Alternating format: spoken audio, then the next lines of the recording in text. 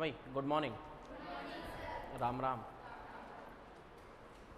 कल आपको जो है पश्चिमी तटवर्ती मैदान और पूर्वी तटवर्ती मैदानों के बारे में चर्चा कर रहे थे और बहुत सारी बातें उसकी लिखवा दी थी, कुछ एक आध बात बच रही थी, ठीक है ना। यस। लास्ट क्या लिखवाया था?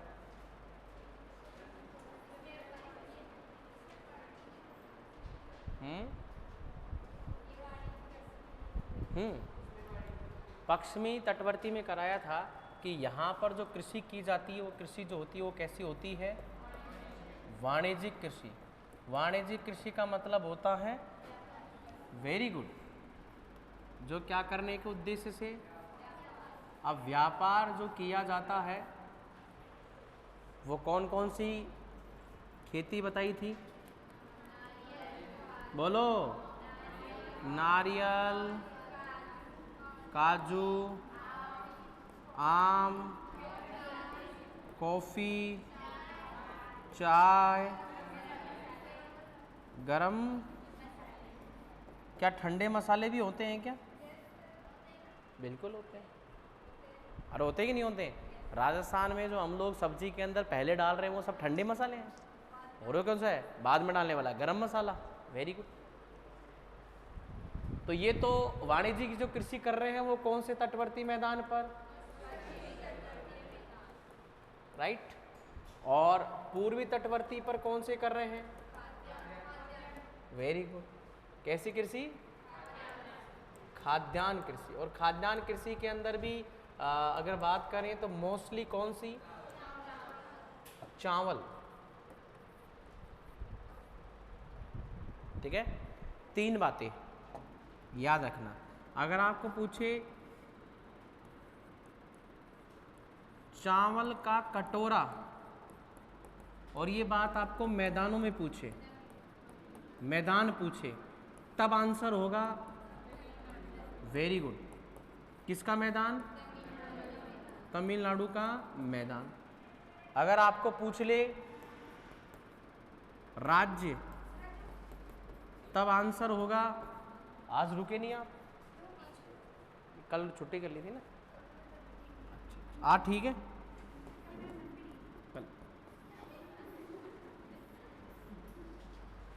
छत्तीसगढ़। मेरा भी कभी कभी हाथ में मतलब खुजली होती है, नहीं समझा मेरी बात? यस। और छोड़ो, वर्ष में 3 बार। वर्ष में कितनी बार? 3 बार। बड़ा वो कहीं होगा जो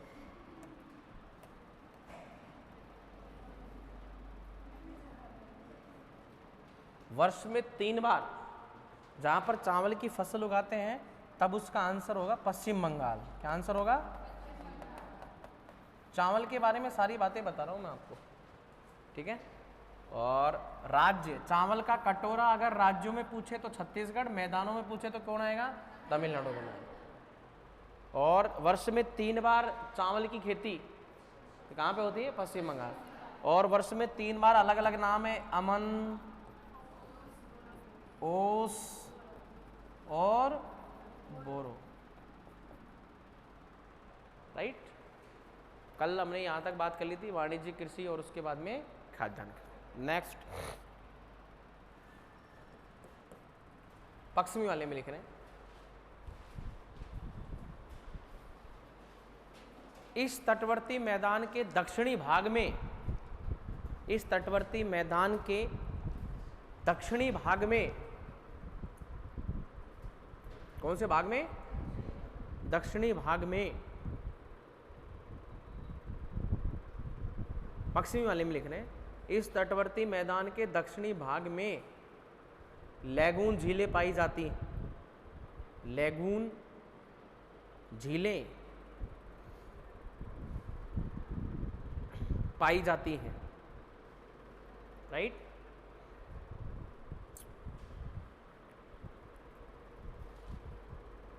मतलब कहने का मतलब, जब मैंने आपको पढ़ाया था तो क्या गुजरात में लैगून झील बताई थी?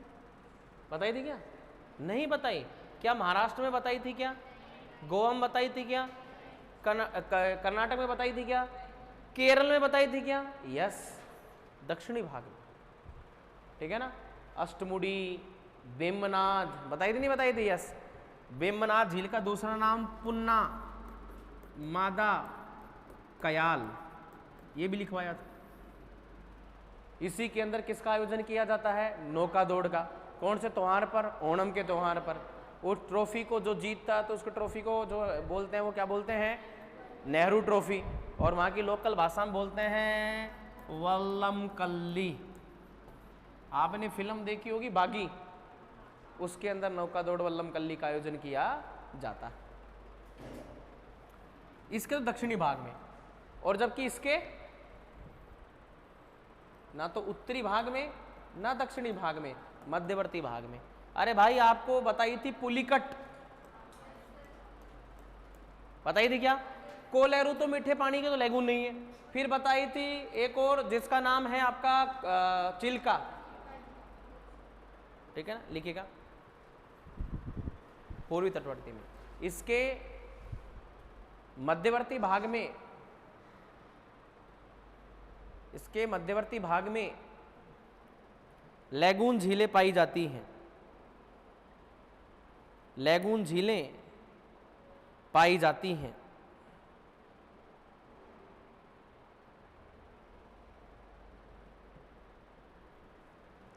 ठीक है। एक और बात, अच्छा मैंने आपको बताया था कि भाई ये पश्चिमी घाट है। कौन सा घाट है? सह्याद्री, उत्तरी सह्याद्री, मध्य सह्याद्री, दक्षिणी। और मैंने ही बोला कि यहां से नदियां ऐसे गिरती है, तो यानी कि इस क्षेत्र के अंदर क्या बनते हैं सबसे ज्यादा? जलप्रपात। और जलप्रपात का एक और उपयोग होता है साहब, जल विद्युत। किस लिए करते हैं? Hydro electricity. हाइड्रो किसके लिए करते हैं? इलेक्ट्रिसिटी के लिए, जल विद्युत उत्पादन। अभी जल विद्युत उत्पादन कैसे होता है तो मैं आपको बता देता हूं। जल विद्युत उत्पादन जलप्रपात से भी कर सकते हैं और बांध से भी कर सकते हैं। वो इस प्रकार से होता है कि कोई नदी जा रही है,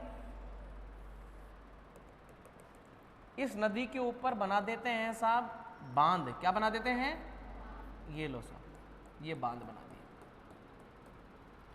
अब इसका जल यहां पर और पूरे एरिया में रुक जाएगा। क्या आगे चल जा पाता है? क्या नहीं जा पाता। ये और इसके यहां पर लगाए जाते हैं गेट। क्या लगाए जाते हैं? गेट। ये गेट लगा दिए जाते हैं, ठीक है। जब ये पूरा एरिया भर जाता है तभी गेट खोले जाते हैं बरसात के दिनों में।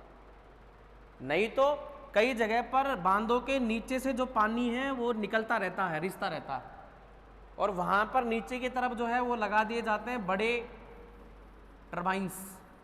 इस प्रकार जैसे पानी इस पे अटैक करता है तो ये घूमता है। अरे क्या होता है? और इसको सीधा जनित्र से जोड़ दिया जाता है। और ये जनित्र कोई छोटा मोटा नहीं होता, बड़ा होता है। जैसा आपने डीजे गाड़ी के आगे आपने देखा होगा जनरेटर, अरे देखा है क्या आपने? यस, उसी प्रकार का होता है। वो जनरेटर को घुमाने के लिए फिर तो पेट्रोल डीजल का इस्तेमाल किया जा रहा है, जबकि यहाँ पर ये फैंस, ये ब्लेड जो है जल के टकराव होकर के इनका घुमाव हो रहा है, राइट। और ये जनित्र से जो है आगे जाकर के क्या बनाई जा रही है? विद्युत। ओके, यस, विद्युत बनाई जा रही। तो यहां तो ये विद्युत बन रही, ठीक है। तो जल विद्युत दो प्रकार। अब जलप्रपातों में कैसे विद्युत बनती है ये तो होगी बांध की बात। अब जलप्रपातों में कैसे बनती हैं? मैंने बताया कि कोई नदी और किसी ऊंचे स्थान के से जब नीचे के स्थान की तरफ गिरती, कुछ इस प्रकार से, और फिर नदी आगे बहेगी, राइट। इसको क्या बोलते हैं? जल, टाइप ऑफ जलप्रपात। हम जलप्रपातों में पढ़ेंगे कौन कौन से जलप्रपात होते हैं, ठीक है ना। कई जलप्रपात डायरेक्टली गिरते हैं, कई जलप्रपात यहां गिरता है एक चट्टान पर, फिर दूसरे चट्टान पर गिरता है, फिर तीसरे चट्टान पर गिरता है, इस प्रकार से।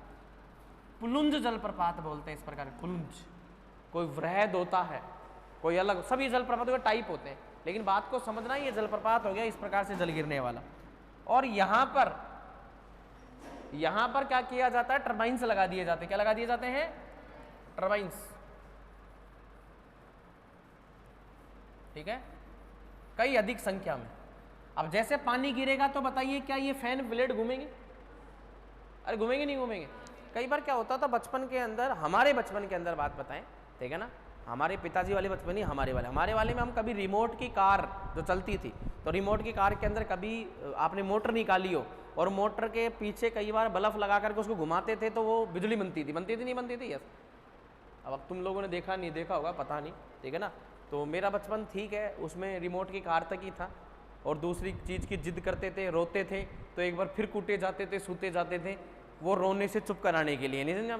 और आजकल का बच्चा थोड़ी सी जिद करता है तो माई गॉड, हम कहते थे कि 1 रुपया मांगते थे, सिर्फ 1 रुपया, और उस 1 रुपये में इतना खुश होते थे। 50 रुपये तो एक फूकले की वो आती थी थैली, और 50 पैसे के अंदर, 50 पैसे में तो एक फूकले की थैली आती थी, और 50 पैसे की जो है सीमा टॉफी आती थी। क्लियर? 10-12, या फिर वो संतरे की गोलियां, ओके, ये सब आती। तो आराम से हम उसका इस्तेमाल करके हमारा 2-3 दिन आराम से गुजर जाता था, और महीने का मुश्किल से हमारा जो खर्चा होता था वो 5-7 रुपये से ज़्यादा, या घर वाले 10 रुपये ज़्यादा नहीं देते। कभी कोई दूर के मामा वगैरह हमें दूर से दिखाते थे 10 रुपये की, भैया पता था, वो जब आते थे हमें कोई खुशी नहीं होती थी, लेकिन जाते थे तब बहुत खुशी होती थी, क्योंकि उस समय वो हमें क्या देते थे, है ना, 10 क्या 100 रुपये देते थे। और फिर वहीं से एक आवाज आती थी, ना बच्चा ने अतरा नहीं। फिर गुस्सा आता था उस आवाज पर कि ये बात क्यों बोली, नहीं टाबरा ने अतरा नहीं, थोड़ा दो थोड़ा, फिर वो 10 रुपये देते थे। फिर हम सोचते थे 10 में ठीक है, वो 10 रुपये भी खोस लिए जाते थे हमसे, बोल रहे एक गुल्लक में डाल रहे हैं, ए मेरे कन जमा होगा, है ना, तेरे को जरूरत हो तब ले लेना। अब वो जमा हो जाते थे, वो बैंक कैसा था, परमानेंट जमा हो जाते थे हमारे, है ना, वो एफडी कभी टूटती नहीं थी हमारी, फिक्स डिपॉजिट कभी निकलता नहीं था। वो मतलब कहने का मतलब सेविंग अकाउंट था एक तरह का, करंट अकाउंट था, मतलब सॉरी माफी था, सेविंग ही होती थी, लेकिन उससे कभी भी क्रेडिट नहीं होता था। या फिर कभी कभी वो 10 रुपए में सब हिसाब भी लगाते थे, कभी 1 रुपये दे दिया तो मेरे 9 रुपये बच रहे, आपने 1 रुपये दिया था, नहीं समझा मेरी बात। कई बार गणित में कमजोर होते थे तो हम 1 रुपये लेने के बाद बोलते थे मेरे 5 रुपये बच रहे, फिर भी बच रहे थे। तो एक तो वो जमाना था, और आजकल बच्चा अगर रोता है तो जाहिर सी बात है, पहले 1 रुपये में हम खुश होते थे, 2 रुपये की और जिद करते थे तो हम ढंग से सूते जाते थे, ढंग से कूटते थे घर वाले। कब मम्मी कूटती थी वो अलग, पिताजी को गुस्सा आता था वो अलग, और कोई बड़ा भाई बहन होती थी तो वो अलग सूती थी। छोटा होने का सबसे बड़ा नुकसान ये भी है, हर आदमी सूतता था, मैं नहीं समझा मेरी बात। ये सूतना मतलब पिटाई करना, मैं आपको देसी भाषा में होता। लेकिन आजकल का बच्चा रोता है, जरा सा वो मुंह बनाता है तो देखो साहब, ये आजकल एक ये सीमा टोपरी, ये फूंकले जो हम 4 उंगलियों में डाल करके एक साथ खाते थे, उंगलियों को चबाते थे, वो जमाना गया। और दोस्तों आजकल ओ माई गॉड, किंडर जो है, ये अकेली किंडर जो है साहब 45 रुपए की आती है, उसमें 45 पैसे की भी चॉकलेट नहीं होती, उसमें जरा सी तुझी चॉकलेट होती है और एक जरा सा खिलौना निकलता है। आप नहीं समझे? आप वो खिलौना तो हम यहाँ चूर्ण की गोली के अंदर निकाल लेते थे हम लोग यहाँ पर 50 पैसे के अंदर, समझे आप मेरी बात? यार कभी प्लास्टिक अंगूठियाँ निकलती थी, कभी फिरकियाँ निकलती थी, नहीं समझा मेरी बात? कभी कुछ निकलता था, थोड़ा सा बड़ा निकल जाता कोई वो, तो भाई साहब देखो साहब युद्ध ही हो जाते थे। अब वो जमाना अलग था, अब अलग है, हमारे बचपन में अलग होता था। तो ये जो है टर्बाइंस, इनका प्रयोग करके बिजली का उत्पादन किया जाता है। अब इसमें अलग अलग यूनिट होती है, जैसे एक यहाँ पर अलग यूनिट है, एक यहाँ पर अलग यूनिट है, एक यहाँ पर अलग यूनिट है, एक अलग यूनिट। इन सबसे मेगावाट में बिजली का उत्पादन होता है। किसमें होता है? मेगावाट। ओके, तो पर यूनिट, तो एक यूनिट यानी एक पूरी इकाई के अंदर कितनी मेगावाट बिजली। तो जब मैं आपको बांध वगैरह के बारे में चर्चा करूंगा तब बोलूंगा कि भाई इस बांध के अंदर टोटल 3 यूनिट लग रखी है। कितनी यूनिट लग रखी है? और प्रत्येक यूनिट जो है 33 मेगावाट का उत्पादन कर रही है। तो टोटल की अगर पूछ रहे तो कितनी होगी? 99। और 33 इंटू कितना हो गया? एक 33 मेगावाट का कर रही है और 3 यूनिट है, तो टोटल कितनी होगी? 99। तो पूरा बांध 99। तो ये सारी की सारी क्या चीज है? जल विद्युत, बिजली का उत्पादन करना। तो पानी जो है कभी ठीक है, ये नदियां वगैरह कभी समाप्त हो सकती है, तो ये इस प्रकार का जल विद्युत हमारे लिए ज़्यादा वो नहीं रहता। लेकिन अब जिस चीज़ पर ये पूरी दुनिया अब बढ़ रही है, जिस चीज़ पर अब काम कर रही है, वो दो चीज़ों पर ज़्यादा काम कर रही है। एक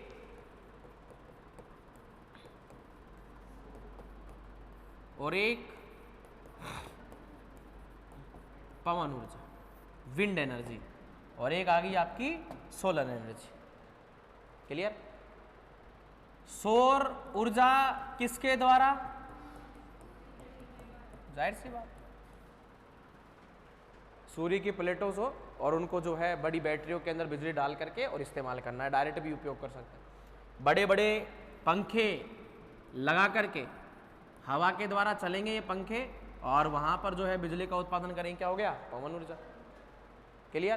तो बताइए, कभी पवन हवा रुक सकती है क्या? नहीं रुकी। कभी सूर्य का प्रकाश कम हो सकता है क्या? खत्म हो सकता है। जिस दिन सूर्य खत्म उस दिन धरती खत्म, हम भी खत्म। तो बिजली क्या मचारी? किस लिए चाहिए फिर बिजली? कौन जुड़ाएगा लट्टू? नहीं समझा मेरी बात? ये चाहिए ही नहीं। हम ये है तो हम, ये सब फ्री चीजें कभी खत्म नहीं हो सकती। लेकिन अब जो बिजली जैसे पहले बना रहे थे कोयला से, कोयला धरती से निकाला जाता है, खनिज है, कभी खत्म हो सकता है क्या? अरे हो सकता है क्या? बिल्कुल हो सकता है। यानी थर्मल पावर प्लांट बोलते हैं इनको। यस, तो अब इस पर कम किया जा रहा है, कार्बन भी ज़्यादा निकालता है। उसके अलावा परमाणु, तो जाहिर सी बात है परमाणु जो है, यूरेनियम वगैरह, ये भी जो है धरती से निकाले जाते हैं, कभी भी खत्म हो सकते हैं। परंपरागत स्रोत है सारे के सारे। ये कैसे स्रोत है? गैर परंपरागत।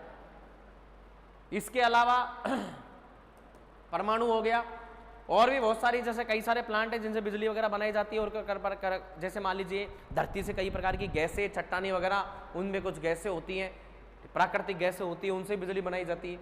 तो वो भी कभी खत्म हो सकती है। जो धरती में जो भी चीज़ें कभी ना कभी उनका दोहन करके खत्म हो सकता है, लेकिन ये कभी चीज़ें खत्म नहीं हो सकती। तो इन्हीं के एक रूप के अंदर जल विद्युत। हाँ, जल विद्युत को हम ये मानते हैं कि साहब नदियों में अगर पानी खत्म हो जाएगा तो जाहिर सी बात में बिजली कहाँ से बनेगी? क्लियर? तो इस, हालांकि ये थोड़ा सा नवीकरण स्रोत के अंदर आता है, नए एनर्जी में आता है, नए प्लांटों में आता है, लेकिन ये पानी के ऊपर डिपेंड है। तो पानी कभी भी खत्म हो सकता है, नदियों का पानी कभी भी खत्म हो सकता है, राइट?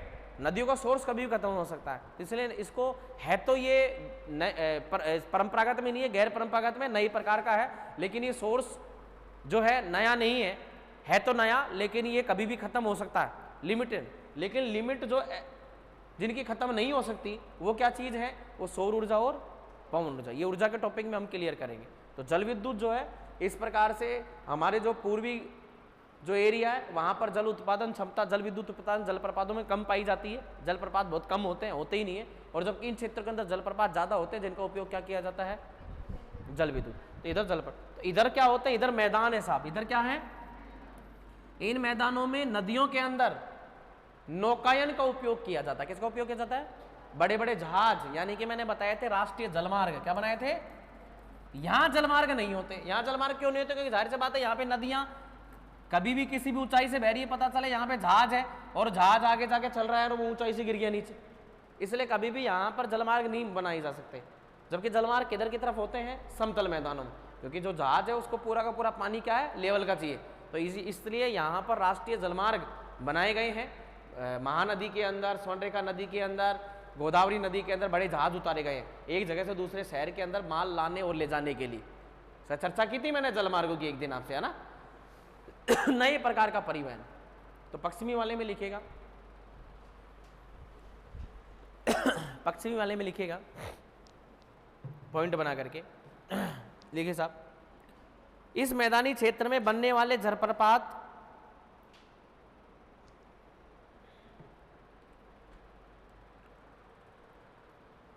इस मैदानी क्षेत्र में बनने वाले जलप्रपात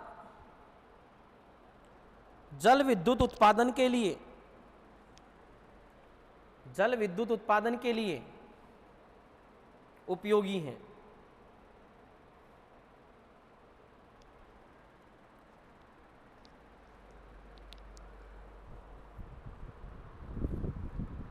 पूर्वी वाले में लिखना पूर्वी वाले में लिखना,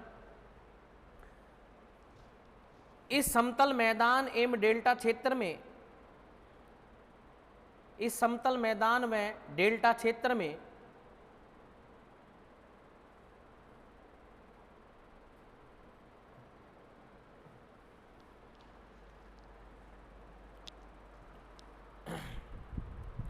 नौकायन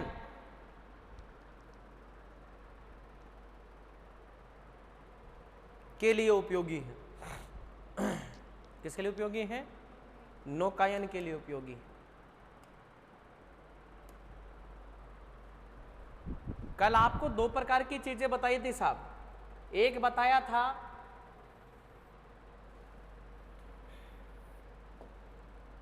ये मैदान अधिक चौड़ा है तो कैसा तट हो गया ये? उन्मजन तट। और ये कम है तो ये कैसा हो गया? निम्नजन तट। ठीक है, यस। पश्चिमी वाले में लिखिएगा, यह है निम्नजन तट।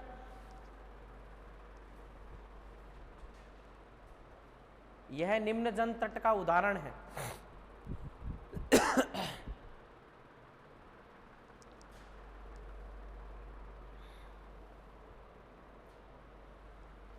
ठीक है, अर्थात कटा फटा तट है, कटा फटा तट है, राइट। बंदरगाह निर्माण के लिए, इसी में बंदरगाह निर्माण के लिए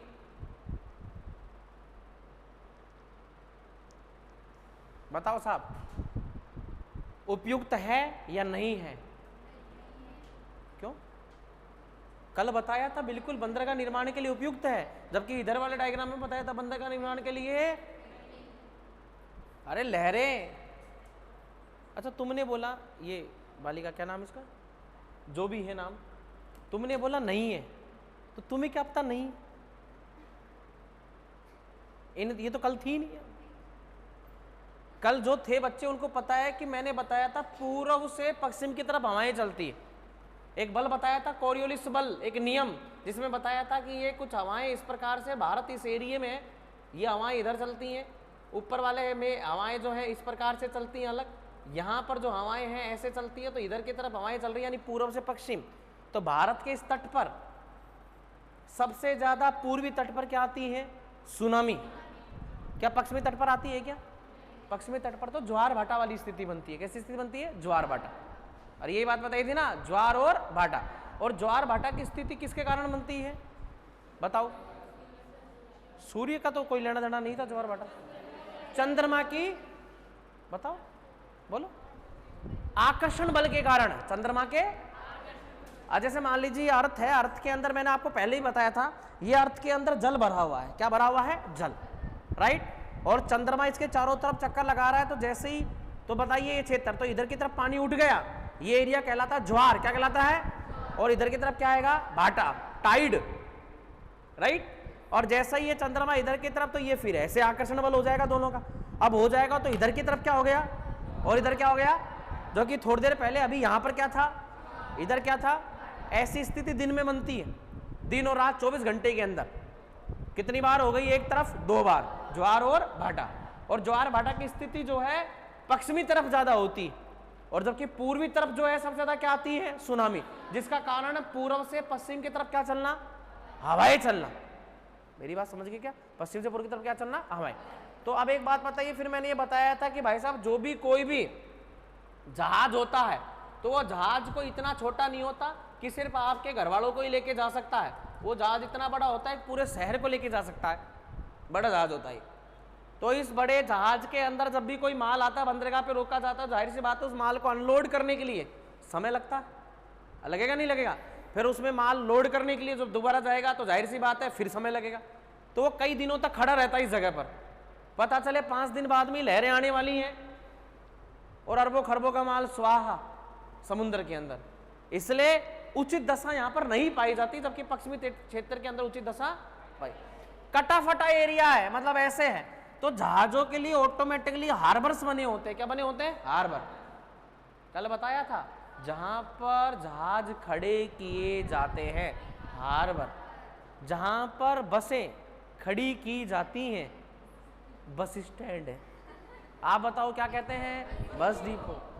देखो है, जहां पर रेलगाड़ियां खड़ी की जाती हैं, सुनो, बोल बोल बोल जल्दी बोल, बोलेगी बोलेगी। रेलवे स्टेशन नहीं होता क्या? जब तेरी बगल वाली बोलेगी हाँ बेटा क्या बोलते हैं? रेलवे डिप जगह है यहाँ पर, बिल्डिंग, ठीक है ना, और नीचे 4 मंजिल तक है। बता देता हूँ। हाँ एक चीज और, यार्ड भी बोल सकते हैं उसको। क्या बोल सकते हैं? यार्ड। यार्ड भी होता है वो, ठीक है। और जहां पे बंदरगाह खड़ी किए जाते हैं वो पोर्ट भी हो सकता है, हार्बर भी हो सकता है, ठीक है ना। यस। जहां पर मैं आपका नाम भूल गया, क्या नाम है? सार्थक। तो सार्थक जी आप बताओ, जहां पर हवाई जहाज खड़े किए जाते हैं, जिसका नाम सार्थक है वही बोलेगा। जो सार्थक बनने की कोशिश कर रहा है वो मेरे पास आ जाए एक बार। नहीं समझा आप? यस। हाँ जी, एयरपोर्ट। आप बताओ, जहां पे हवाई जहाज खड़े किए जाते हैं, क्या वो सही कह रहे हैं? बात सही है क्या? हाँ या ना बोल जल्दी। नहीं है तो ये नया बताएगी। हाँ नया, हाँ बता। हवाई अड्डा नहीं देखा तूने? एयरपोर्ट का नाम नहीं सुना तूने? फिर ये बोलिए बगल वाली, समझी बात मेरी? यार हैंगर होता है, हैंगर तो कपड़े सुखाने का होता है, कपड़े रखने का होता है। कैसी बात कर रही? जहां पर हवाई जहाज खड़े किए जाते हैं उनको क्या बोलते हैं? हैंगर बोलते, क्योंकि उनको वहां पे टक किया जाता है। कपड़ों को भी हम घर पे टक करते हैं ना, टांगते हैं, और उनको भी क्या किया जाता है? टक। एक दीवार से कपलिंग बंधी होती है, जो आगे के टायर का जो एरिया होता है उसको क्या कर लेता है? टक कर लेता है। अरे कर लेता है, नहीं कर लेता? जब तक एटीसी उसको आदेश नहीं देता हवाई जहाज उड़ सकता है क्या?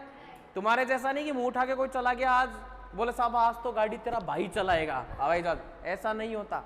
जब तक एटीसी आदेश, ऐसे तो इसलिए होता है ये कि कोई भी आतंकवादी पहुंच जाए, जैसा अमेरिका में हुआ था, ट्विंस टावर्स रख ले, जब वहां पर हुआ था अमेरिका के अंदर, 2 टावर थे, ट्विंस टावर, और उनको 2 आतंकवादियों ने क्या किया था? ओसामा बिन लादेन की टीम के आदमी थे, उन दोनों ने वहां पर हवाई जहाज खड़े थे, दोनों को लेकर के और उड़ा दिया साहब।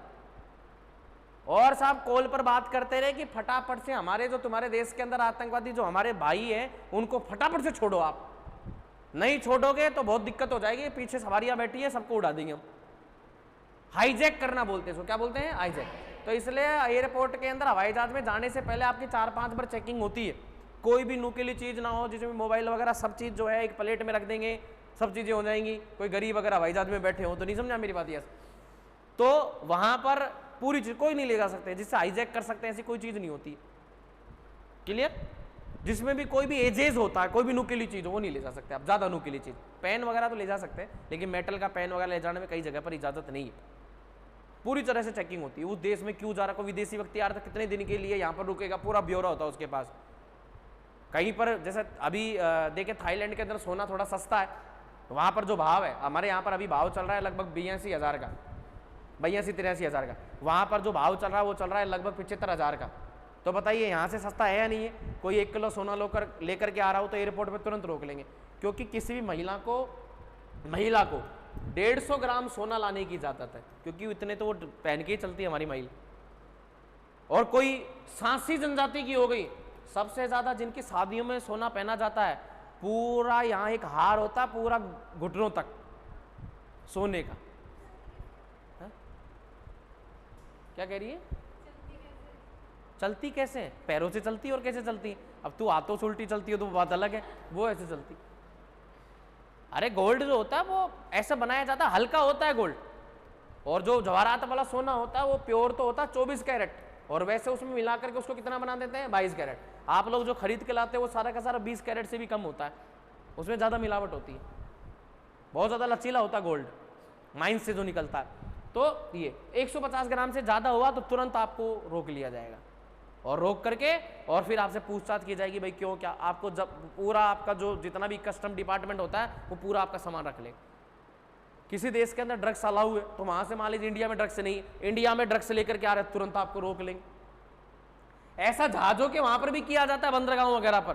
तो जो भी माल आ रहा है जा रहा है उनकी सबकी बिल होना चाहिए कि कितना आ रहा है। कल मैंने बताया था, मान लीजिए किसी चीन से मैं कंटेनर मंगा रहा हूं तो बिल होगा, उसके अंदर 1000 एलईडियां हैं तो पूरा लिखा हुआ होगा कि हाँ भाई उस बिल के अंदर 1000 एलईडी का भुगतान हो चुका। पता चले वहां से यहाँ पर हम तस्करी कर रहे हैं। क्या कर रहे हैं? तस्करी। वो नहीं हो सकता। वहां का कोई चोरी का माल है और वो किसी ने चुपचाप बंदरगाह में उस पर रख दिया और मैंने यहाँ पर तुरंत चोरी का माल बेच रहा हूँ, नहीं साहब, वो जेन्युइन होता है कंपनी टू किसी व्यक्ति को। ऐसे होता B2B, बिजनेस टू बिजनेस। विदेश से कोई आ रहा है मेरे पास में, मैं बिजनेस कर रहा हूं तो मेरे पास में वो माल, जो इकोनॉमिक्स की थ्योरी होती है उसको बोलते हैं B2B, बिजनेस टू। एक होता B2C, मैं जिनको दूंगा, यानी मैं दुकान वालों को दूंगा माल, दुकान वाले मेरे को ऑर्डर देंगे। क्योंकि मैंने तो 1000 एलईडियां मंगाई, किसी दुकान वाले बोला दिवाली का स्टॉक यार हमें 100 एलईडियां चाहिए, तो अपनी दुकान में कुछ डिस्प्ले करता है, बाकी सब पैक करके रखता है। तो वो किसको बेच रहा है? B2C, बिजनेस टू कस्टमर, ग्राहक। और जबकि मैं किस में कर रहा हूं? ये पूरा प्योर होता है। प्योर तो ये भी कर दिया आजकल, बिना बिल के कुछ नहीं होगा, क्योंकि उसका टैक्स भी किसको देना पड़ेगा? कस्टमर को ही देना पड़ता है। और किसको देगा? सरकार को देगा। और यहां पर भी टैक्स होता है B2B, इसमें टैक्स अलग होता है, मैं भी किसको दूंगा? सरकार को दूंगा। इसको बोलते हैं IGST लगता है। यहां पर क्या लगता है? IGST, international GST, goods and service tax. और यहां पर जो लगता है वो लगता है SGST और CGST, सेंटर का और स्टेट दोनों, सेंटर और स्टेट। अब किसी भी राज्य में अगर मैं बेच रहा हूं तो मेरा अलग टैक्स लगेगा। ये टैक्सेशन सिस्टम होता है। जो एलईडी मैंने खरीदी वो यहाँ पर महंगी इसलिए हो जाती है, सस्ती में मैंने खरीदी 10,000 रुपए में, यहाँ पर 50,000 में बेच रहे हैं, क्योंकि उसके ऊपर 1, 2 और 3 कितने प्रकार के टैक्स लग गए? क्लियर? और ये भी फिर अपनी तरफ से जो ऐड करता है, जो अलग थोड़ा और 50,000 की जो थी उसको 60,000 में कर देता है, और उसमें कहता है आपको जो है इसके साथ में 2 चीजें फ्री मिल रही है, एक प्रेस मिल रही है साहब और इसके साथ में दूसरी एक मिक्सी ग्राइंडर मिल रही है, और दोनों की रेट 500 रुपए, और दिखाते हैं ऐसे कि इसके MRP 4,000 रुपए। तो आप सोचते हो भाई साहब 10,000 का फायदा हो रहा है, जबकि वो और खींच लेता है तुमसे 10,000 रुपए और। समझना मेरी बात? 60,000 की कर देता, 2 चीजें और लगा करके। ये होता है बिजनेस टू कस्टमर के अंदर। तो इसको भी फायदा होता है दबा के, और इसको भी होता है फायदा। सबसे ज्यादा फायदा इसको होता है क्योंकि ये माल एक साथ खरीदता है और इसका भुगतान तुरंत जो है इसकी, चाहे अब ये बिके चाहे ना बिके, इसके पास तो पैसा तब आएगा जब कस्टमर खरीदेगा, और इसके पास तो पैसा, इसलिए कई लोग होलसेल का काम करते हैं। किसका काम करते हैं? ये चीज होलसेल हो गई, और ये होगी रिटेल का काम हो गया। किसका काम हो गया? रिटेल। होलसेल में चीजें सस्ती इसलिए पड़ती है क्योंकि एक साथ स्टॉक ज्यादा खरीदना पड़ता है, और रिटेल के अंदर हमें 1-2 खरीदनी पड़ती है, इसलिए हमारे पास महंगी पड़ती है। तो सर्विस वगैरह, लर्निंग वगैरह, वो सारी चीजें हमारी निकल जाती है। ओके, तो जो पश्चिमी तट होता है वो निम्न जन तट का उदाहरण है, और जबकि पूर्वी वाला वो कैसा है? इसमें लिखेगा ये निम्न जन तट का उदाहरण है, कटा फटा तट है, बंदरगाहों के लिए उचित दशा पाई जाती है। बंदरगाहों के लिए उचित दशा पाई जाती है। पश्चिमी तट के अंदर बंदरगाह निर्माण के लिए उचित दशा पाई जाती है, उपयुक्त है बंदरगाह निर्माण के लिए। ठीक है, जबकि पूर्वी वाले में लिखना ये उन्मजन तट का उदाहरण है, उन्मजन तट का उदाहरण है।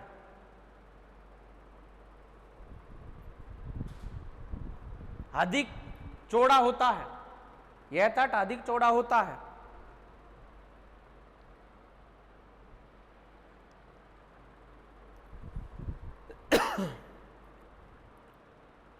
ठीक है, और बंदरगाह निर्माण के लिए उचित दशा नहीं पाई जाती। बंदरगाह निर्माण के लिए उचित दशा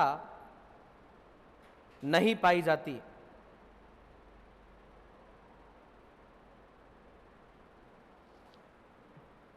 लिख लिया?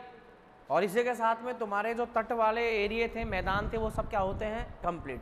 पूरी आपको पश्चिमी के मैंने आपको पढ़ाए थे, और पश्चिमी वाले जो भाग है मैंने इस प्रकार से लिखवाए थे, आपको ध्यान दीजिएगा। यहाँ पर सबसे पहले मैंने कच्छ का मैदान लिखवाया था, काठियावाड़ का मैदान, गुजरात का मैदान, उसके बाद में कोंकण का मैदान, ठीक है ना, या महाराष्ट्र का मैदान, उसके बाद में कन्नड़ का मैदान, फिर क्या लिखाया था? मालाबार का मैदान, फिर तमिलनाडु का मैदान, आंध्रा का मैदान, और उत्कल का मैदान। उत्कल का बोल दो या फिर ओडिशा का मैदान बोल दो। उसके अलावा तटों की बात बता दी, बंदरगाहों के अंदर और फिर थोड़ा और पढ़ेंगे विस्तृत तरीके से कि कौन जगह पर कौन से क्या बंदरगाह। सबसे बड़ा बंदरगाह कौन सा है? अगर क्षेत्रफल के हिसाब से सबसे बड़ा बोले तो विशाखापट्टनम सबसे बड़ा है। बिजनेस की दृष्टि से सबसे बड़ा अगर बोले तो मुंबई बंदरगाह कौन सा है? मुंबई बंदरगाह सबसे बिजी बंदरगाह है। वर्तमान में जिससे व्यापार सबसे ज्यादा हो रहा है तो उस बंदरगाह का नाम है कांडला बंदरगाह। क्या नाम है? कांडला, जिसका नया नाम कर दिया गया है पंडित दीन दयाल उपाध्याय। इंग्लिश में पोर्ट बोलते हैं या फिर क्या बोलेंगे? बंदरगाह बोलते हैं। ठीक है, यस। तो ऐसे करके अलग किस बंदरगाह से कौन से चीजों का व्यापार ज्यादा किया जाता है? हमारे राजस्थान के अंदर कौन सा नेशनल हाईवे सीधा इस बंदरगाह को जोड़ता है? हमारे राजस्थान से बहुत सारी चीजें जो पैदा होती है वो सीधी यहाँ पर भेजी जाती हैं, जो विदेशों में भेजी जाती है। क्लियर? अरब देशों को एक्सपोर्ट की जाती है, वो इसी बंदरगाह से जाता है माल। Okay, next. अब जो हमारा टॉपिक सुनने होने वाला है उस टॉपिक का नाम है भारत के प्रमुख द्वीप। भारत के प्रमुख द्वीप सुन लीजिएगा साहब, सुन लो एक बार फिर करें।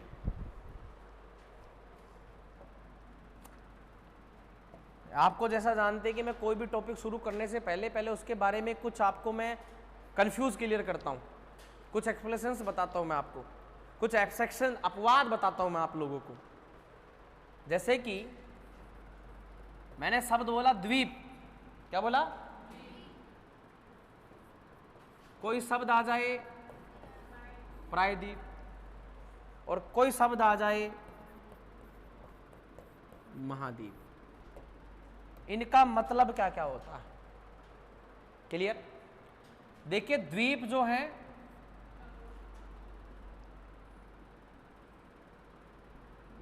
मान लीजिए ये कोई द्वीप है और ये चारों तरफ किससे घिरा है? पानी से नहीं।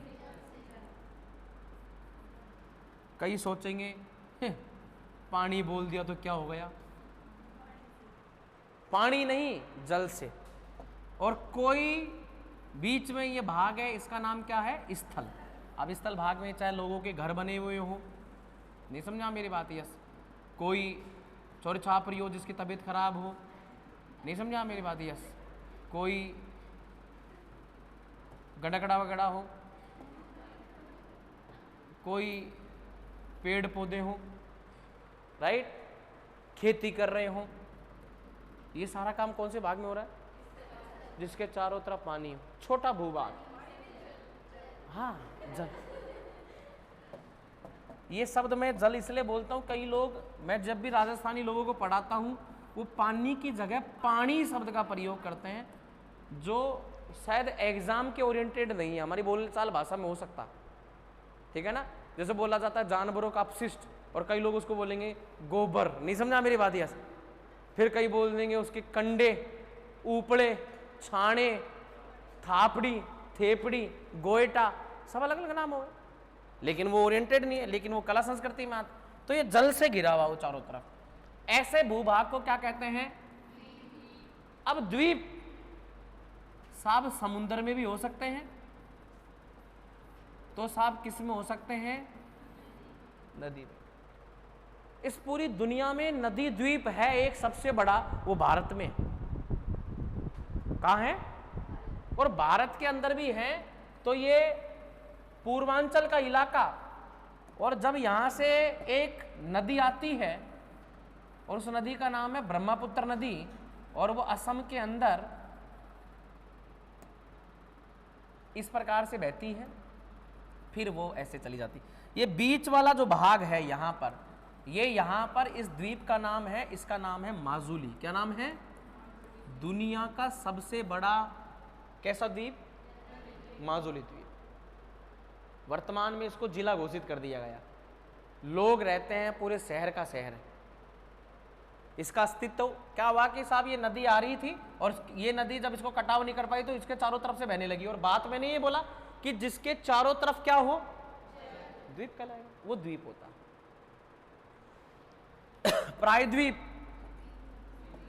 ऐसा भूभाग जिसके कितने और? फिर पानी, जिसके तीन और क्या हो साहब? जल हो। 1 2 3। अब जैसे भारत 1 और 2 और 3 और, एक तरफ क्या हो? स्थल, राइट। तो सब 3 और हो गया, तो क्या भारत एक प्रायद्वीप है क्या? बिल्कुल है, यस, भारत एक प्रायद्वीप है जिसके 3 और पानी, 3 और जल से घिरा हुआ।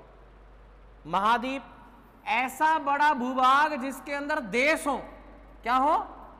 देश, और जिसके चारों तरफ जल, वो क्या कहलाता है?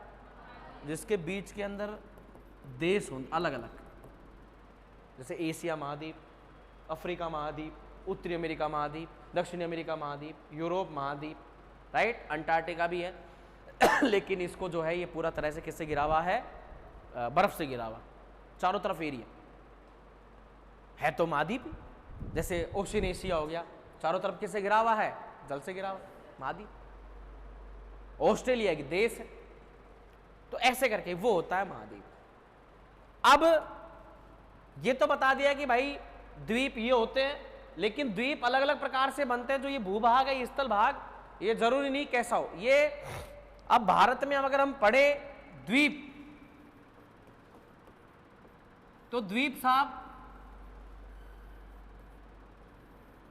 तटीय द्वीप, कैसे द्वीप? तट के किनारे, जो भारत की भूमि के किनारे पर हो, यहां हो, तट पर हो, तब तो क्या कहलाएंगे? तटीय द्वीप। और जो भारत के मुख्य भूमि से दूर हो तो क्या कहलाएंगे?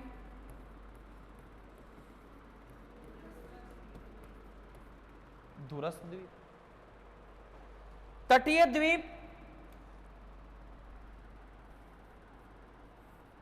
दो प्रकार से बन सकते हैं, क्या तो नदी के द्वारा, जब नदी गिर रही थी तो यहां पर जो है अपने साथ में मिट्टी को भी जमा कर दिया और चारों तरफ पानी भर गया, जल भर गया, तो मिट्टी से निर्मित, किससे हो गया?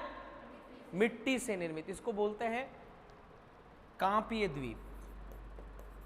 कांपीय, इस प्रकार के जल के द्वारा लाई गई मिट्टी जलोढ़ या फिर दूसरी कहलाती कांप मिट्टी। क्या कहलाती है?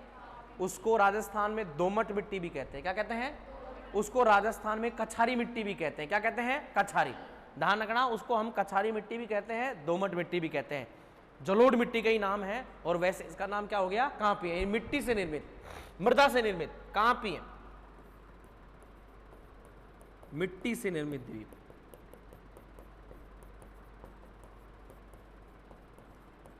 कई ऐसे होंगे द्वीप जो चट्टानों के टुकड़ों से, मान लीजिए यहां पर ये भूभाग था पहले ऐसे, लेकिन जल इधर से जा जाके बार बार इसको अलग थलग कर दिया, चट्टानों से बन गया, यानी कि ये द्वीप कैसा हो गया? पथरीला द्वीप। कैसा हो गया?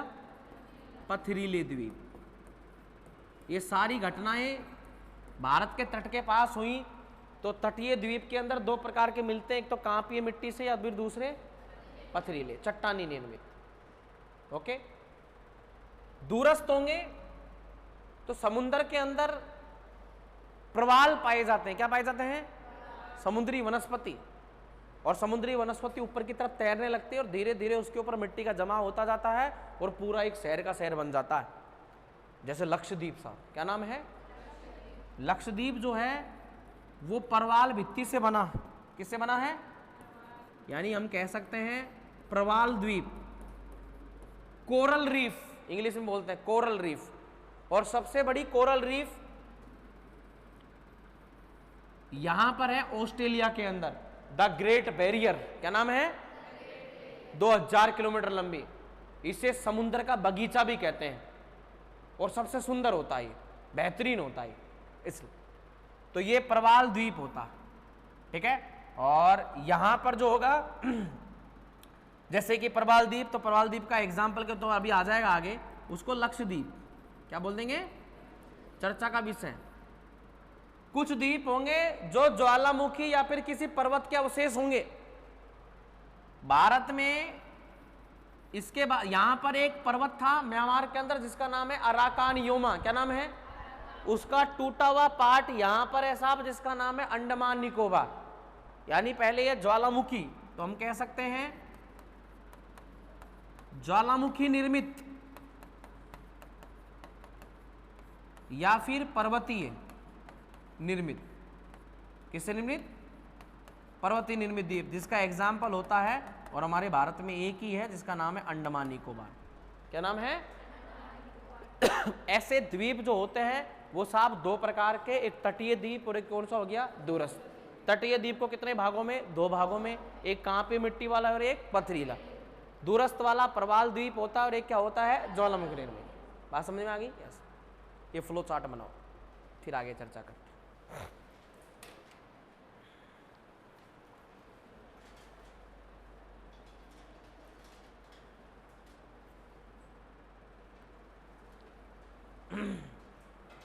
ये लिखने की आवश्यकता है नहीं आपको, ठीक है ना, ये सिर्फ समझाने की दृष्टि से आप लोगों को बताया।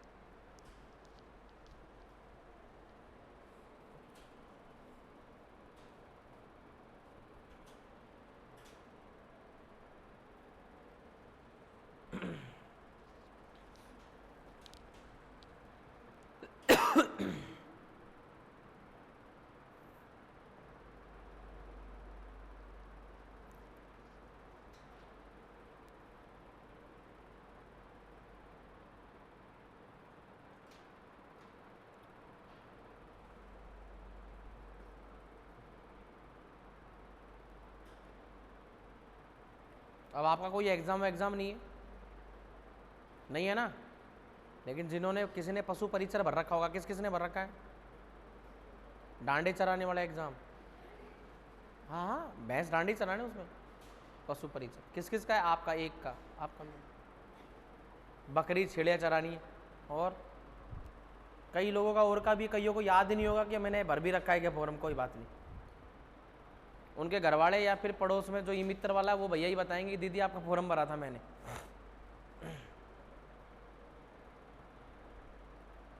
तो ये कहने का मतलब ये है कि अब कोई एग्जाम नहीं है आपका, तो आप छुट्टी ना करें, लगातार अब कार्यक्रम थोड़ा सा स्पीड से चल रहा है, ठीक है ना, तो आपके नोट्स पर बहुत ज़्यादा और आपकी चीज़ों पर बहुत ज़्यादा डिफेक्ट पड़ेगा ही। कॉलेज का एग्ज़ाम तो आपको 3-4 महीने बाद है ना, अभी थोड़ा है, 3-4 महीने ही हो गए, 5 महीने मान लो, मार्च में चौको।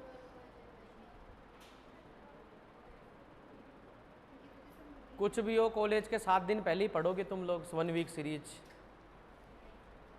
अरे सब जानते रहने दो तुमसे, कईयों तो किताबें नहीं खरीदी होंगी, चैप्टर का नाम ही नहीं पता, ले इसका सब्जेक्ट का ही नहीं पता इसको, इतना पता है 4 किताबें चलती है, सब्जेक्ट नहीं पता। चलो लिख लिया आप सब लोगों ने? सबसे पहले मैं आपको इन दोनों के बारे में लिखवा देता हूँ, ठीक है ना, फिर इन दोनों को विस्तृत हम डायग्राम बना के लिखेंगे। पहले उनके बारे में लिखिएगा। कांपीय निर्मित द्वीप, कांपीय द्वीप, हेडिंग लिखना कांपीय द्वीप, उसके नीचे मत लिखना, अलग से हेडिंग लिखना कांपीय द्वीप। ये तो फ्लो चार्ट बन गया, बस इसको तो बास्ती लगा दो यहीं की यहीं। अब अगला लिखना है हेडिंग कांपीय द्वीप, यहाँ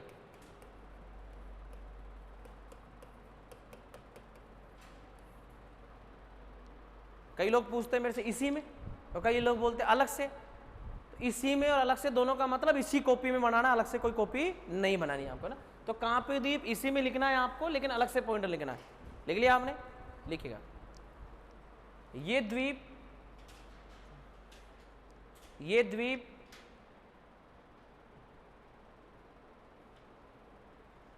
नदी अवसादों से निर्मित होते हैं।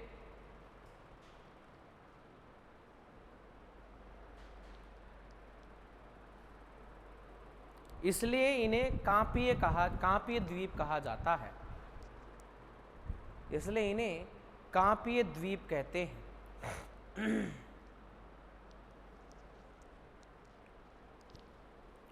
ये द्वीप मुख्यतः पूर्वी तट के पास पाए जाते हैं। ये द्वीप मुख्यतः पूर्वी तट के पास पाए जाते हैं।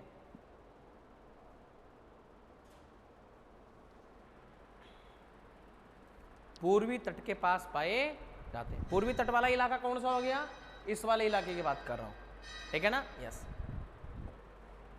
लिखिएगा। जैसे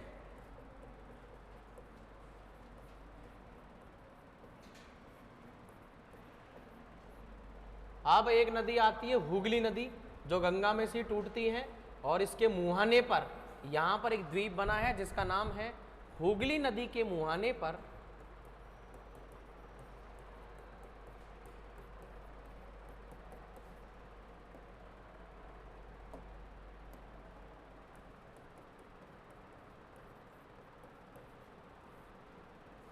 सागर द्वीप। हुगली नदी के मुहाने पर कौन सा द्वीप? सागर द्वीप। नेक्स्ट, दूसरी लाइन, महानदी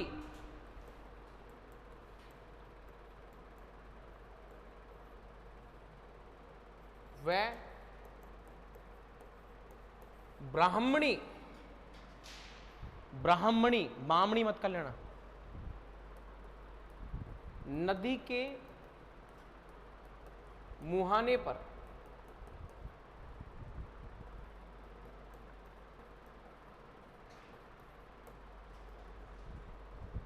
शॉर्ट द्वीप।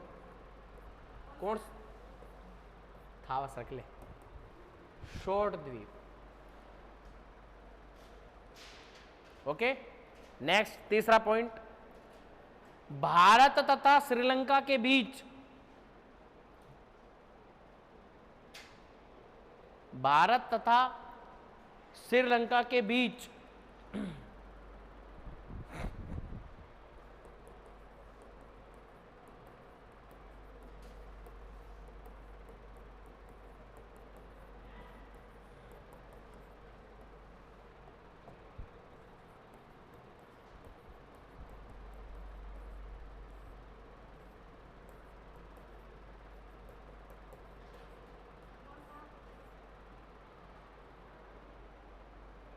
आदम सेतु, राम सेतु,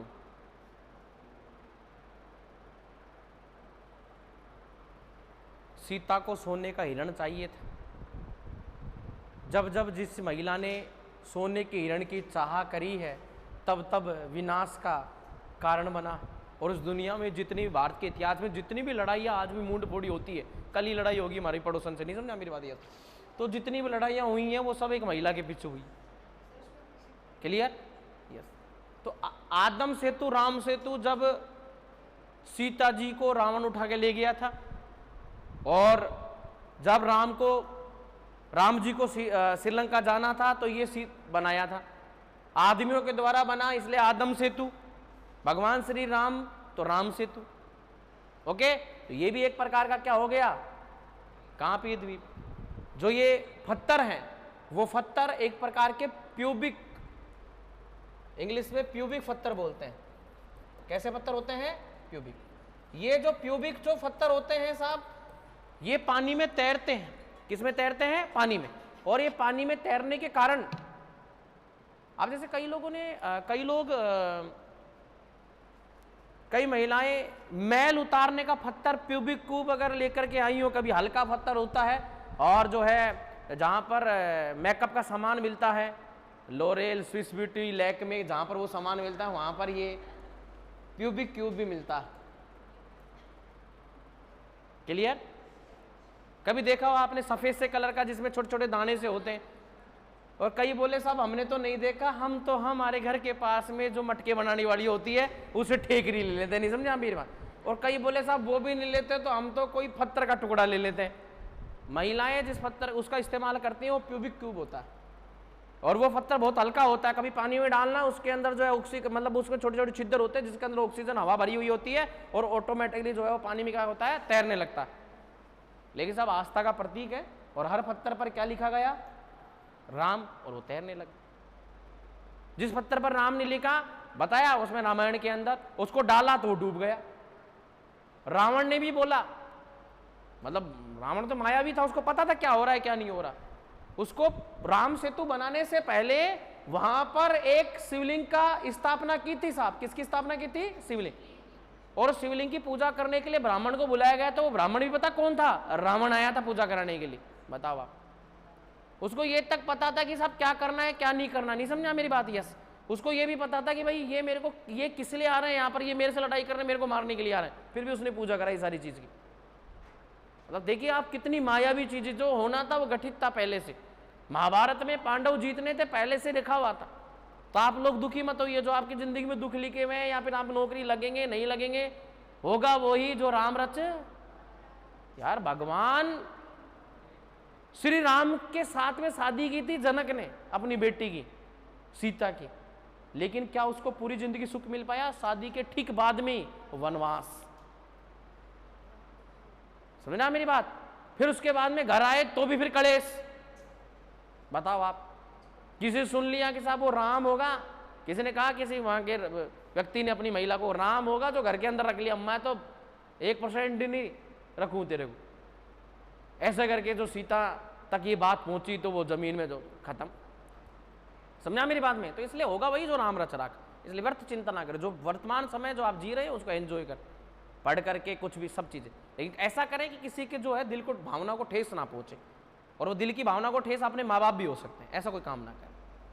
तो प्यारे बच्चों, राम सेतु और राधम सेतु बनाया गया, वो भी एक प्रकार का द्वीप है, क्यूबिक क्यूब से बना हुआ है, पत्थर होते हैं एक प्रकार के, ठीक है ना? यस। किसी ने देखे कि राम सेतु के पत्थर देखे आपने? तैरते हुए पत्थर कभी किसी ने नहीं देखे? कभी लाइफ में कभी अच्छी पोस्ट पर आप जाओ तो कभी घूमने जरूर जाना, तमिलनाडु वगैरह के क्षेत्र के अंदर, वहां पर वो, ठीक है। नेक्स्ट, रामेश्वरम लिखिएगा। तमिलनाडु के रामेश्वरम में, तमिलनाडु के रामेश्वरम में पम्बन द्वीप चर्चा का विषय बना हुआ है। तमिलनाडु के रामेश्वरम में, रामेश्वरम जगह का नाम है, पम्बन द्वीप। कौन सा द्वीप? पम्बन।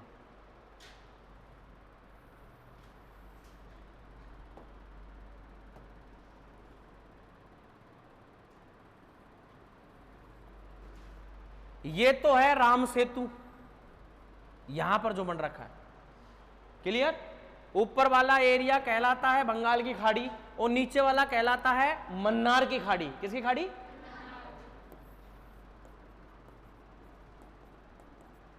मन्नार की खाड़ी में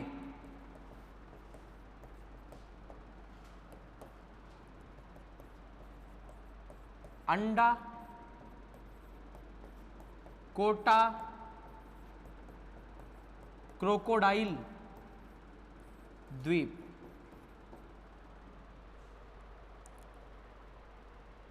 लिख लो, क्या मुंह फाड़ रहे हो? मन्नार की खाड़ी में अंडा कोटा और क्रोकोडाइल द्वीप, लिख लिया साहब?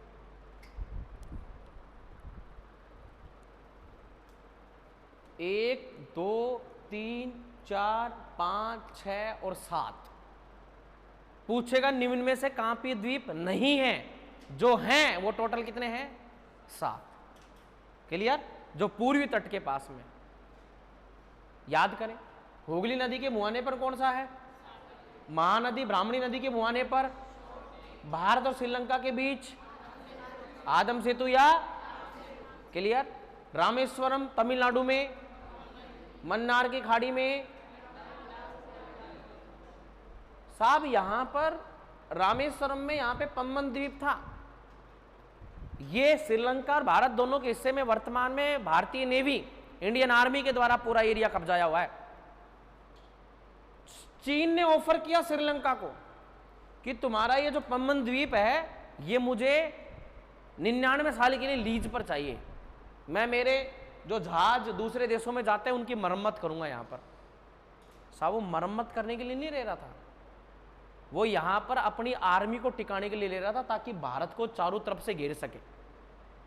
लेकिन वो तो भारतीय नेवी, भारतीय सेना और खुफिया एजेंसी इतनी मजबूत है कि ये जो है ये विवाद चला। और भारत की एक सबसे बड़ी खास बात अब लागू हो गई है कि जिस भी देश के साथ में विवाद होता है तो उसके साथ में बातचीत बंद, और बातचीत बंद तो मतलब उससे लेना देना भी, व्यापार भी बंद। अभी नेपाल ने बीच में, जब आपको मैं पढ़ा रहा था सीमा विवाद, तब मैंने चर्चा की थी आपको, नेपाल का वो इलाका जो अभी भारत के उत्तराखंड के क्षेत्र के अंदर, वहां पर हिमाचल प्रदेश उत्तराखंड के बीच में वहां पर पड़ता है, सियाचिन नहीं, काला पानी।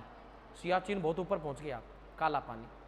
तो काला पानी को लेकर के जब विवाद किया तो सब भारत ने बातचीत सब कुछ बंद कर दिया, जिसके साथ भी तुम्हारा, आपको पता चले कि आपका ये साथ में बैठी हुई फ्रेंड है, इसने आपकी बुराई कर दी कहीं किसी और को, और आपको पता चल गई ये बात बिल्कुल कंफर्म कि इसने बुराई की है, और तुम्हारे साथ में खुशी खुशी बात कर रही है, और तुम्हारे से सारी आपकी घर बीत की बातें, आपकी पर्सनल बातें सारी अपने पास ले रही है और दूसरे को बता रही है, चुगली खा रही है।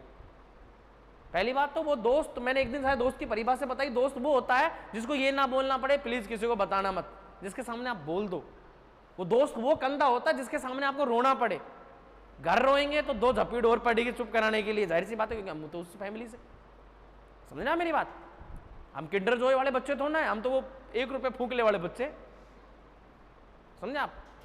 और दुनिया के सामने रहोगे हर किसी के सामने तो वो मजाक उड़ाएगी तुम्हारी इमोशंस, भावनाओं। इसलिए एक दोस्त ऐसा भी होना चाहिए, और वो कौन है तुम्हारा खास दोस्त वो तुम्हें पता होना चाहिए। तो जब हम नेपाल के साथ में व्यापार कर रहे थे, सारी चीजें बढ़िया चल रही थी, नेपाल के बहुत सारे लोग यहाँ पे वहां के बेरोजगार लोग यहाँ पे रोजगार लेने के लिए आते थे, बहादुर जिनको बोलते हैं, किचन में काम करने के लिए, रेस्टोरेंट में काम करने के लिए, और भी बहुत सारे काम करने के लिए। तो बातचीत बिल्कुल बंद, चीन के साथ में बातचीत बिल्कुल बंद है, पहले सीमा विवाद सुलझाओ उसके बाद में बातचीत होगी। पाकिस्तान के साथ में बिल्कुल बंद है, 2 गाड़ियां चलती है, थार एक्सप्रेस और समझौता एक्सप्रेस, दोनों बंद है, कोई बातचीत कुछ नहीं। टमाटर अभी वहां पर भाव हो रखा है 450 रुपए किलो, कितना हो रखा है 450 रुपये। हमारे यहाँ पर टमाटर का भाव वापस 70-80 पर पहुंच गया, बीच में 100-150 पहुंच गया था सीजन की वजह से। अब धीरे धीरे टमाटर की आवक आना शुरू हो जाएगी तो वापस वही 10-20 रुपए किलो मिलेंगे आपको ठेले पर, समझना मेरी बात।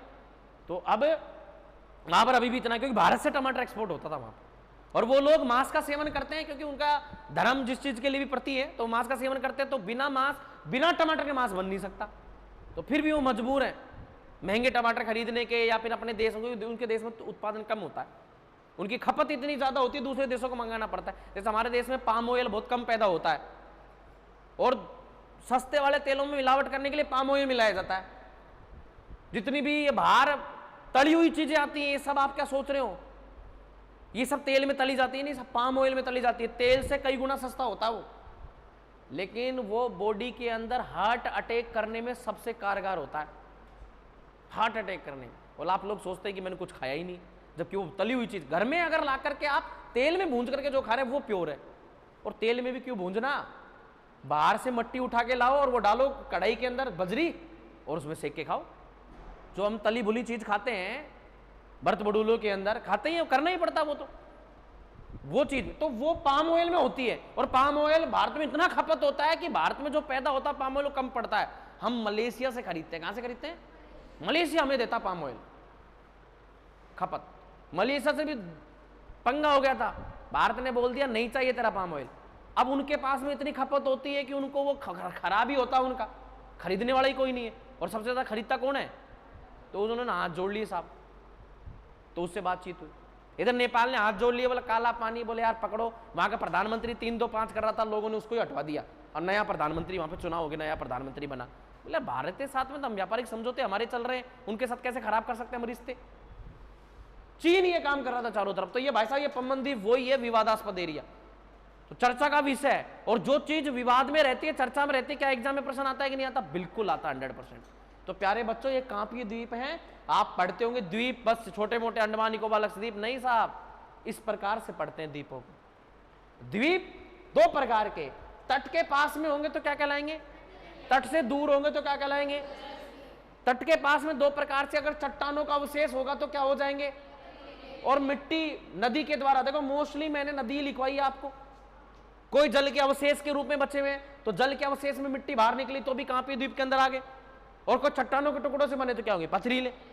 और जो बाहर की तरफ है वो प्रवाल भित्ति, समुद्र के अंदर जो वनस्पति होती है ऊपर की तरफ आके जमा हो जाती है, जमा होकर के उसके ऊपर पेड़ पौधे उग जाते हैं, पूरा ऐसा वो द्वीप तो प्रवाल भित्ति वाला, जैसे लक्षद्वीप। और इधर ये किसी का अवशेष ज्वालामुखी निर्मित, पहले ये यहाँ चिपका हुआ था, धीरे धीरे अलग होता रहा, अंडमान निकोबार, ज्वालामुखी या फिर पर्वतीय द्वीप। बोलो बात समझ गए क्या? ऐसे पढ़ा जाता है। तो ये कांपीय द्वीप कंप्लीट होता है, नेक्स्ट हेडिंग डालिएगा पथरीले द्वीप। पथरीले द्वीप,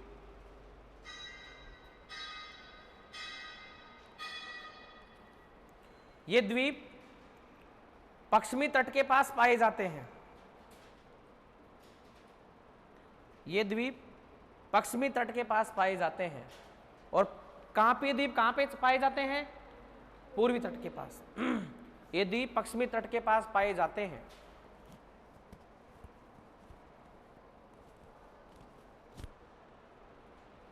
लिख लिया?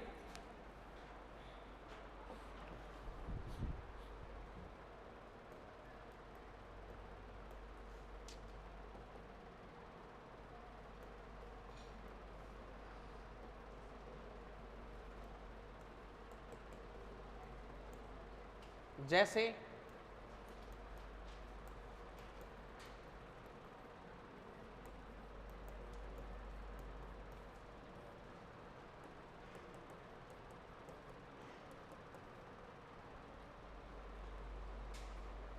काठियावाड़ी प्रायद्वीप के पास में पीरम व बैसला,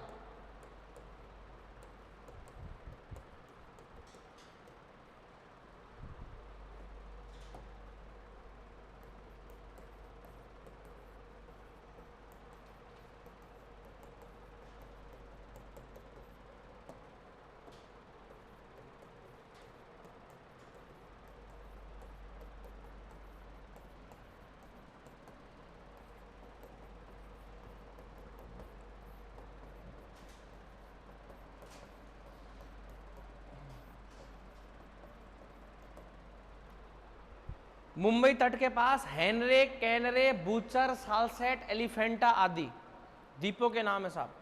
हेनरे, कैनरे, बूचर, एलिफेंटा, सालसेट, और एक को लिख लो पिजन।